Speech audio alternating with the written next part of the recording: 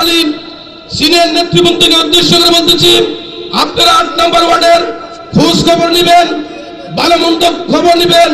যে সমস্ত নেতৃবৃন্দ আমাদের 8 নম্বর ওয়ার্ডে আওয়ামী লীগের ক্যাডার বাহিনীর সাথে ইতিমধ্যে হাত মিলিয়ে ব্যবসা করতেছে, যেন তাদেরকে অতি শর্টকাট আইনগত ব্যবস্থা নেওয়া হয়। সম্মানিত উপস্থিতি, যখন রাতকে রাত যখন জঙ্গলে ছিলাম, থানায় নিয়ে যখন আমার মাথার তালু থেকে পায়ের তালু পর্যন্ত যখন রক্তাক্ত করে ফেলেছিল, আমার ফ্যামিলিতে যখন হতাশ হয়ে পড়েছিল, আমার ওয়াইফ থানার সামনে অজ্ঞান হয়ে পড়েছিল, আমার প্রাণপ্রিয় ছোট ভাই বোন চিৎকার দিয়ে অজ্ঞান হয়ে পড়েছিল, সেই দিনের কথা যদি আমার মনে পড়ে, আওয়ামী লীগের ওই সমস্ত ছাত্র ছাত্রীকে দেখলে মাথায় রক্ত উঠে যায়। বিশ্বাস করেন আপনারা।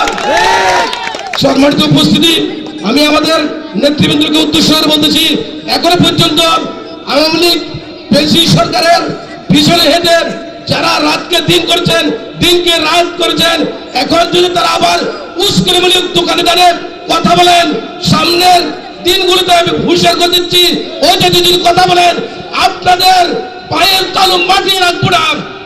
আমাদের 8 নম্বর ওয়ার্ডের সংঘবদ্ধ প্রত্যেকটি দলকে একসাথে একতাবদ্ধ করে আপনাদেরকে সঠিক সময় সঠিক জবাব দেবো ইনশাআল্লাহ। সম্মানিত উপস্থিতি, যাদের সংক্ষিপ্ত বক্তব্য, আমি আর বক্তব্য দীর্ঘ করতেছিলাম। আমাদের নেতৃবৃন্দকে আমি সম্মান জানিয়ে আমার সামনের সাথে আমার প্রাণপ্রিয় ছোট ভাইদেরকে, সহবাসীদেরকে আমি সম্মান জানিয়ে আগামী দিন যাতে আমরা একতাবদ্ধ থাকতে পারি, আসলাম চৌধুরীর হাতকে শক্তিশালী করতে পারি, তারেক জিয়ার হাতকে শক্তিশালী করতে পারি, বেগম জিয়ার হাতকে শক্তিশালী করতে পারি, 8 নম্বর ওয়ার্ডকে বিএনপিকে সক্রিয় করে তুলতে পারি। এই কথা বলে আমার সংক্ষিপ্ত বক্তব্য আমি এখানে শেষ করলাম। আসসালামু আলাইকুম রহমতুল্লাহি ওয়া বারাকাতুহু।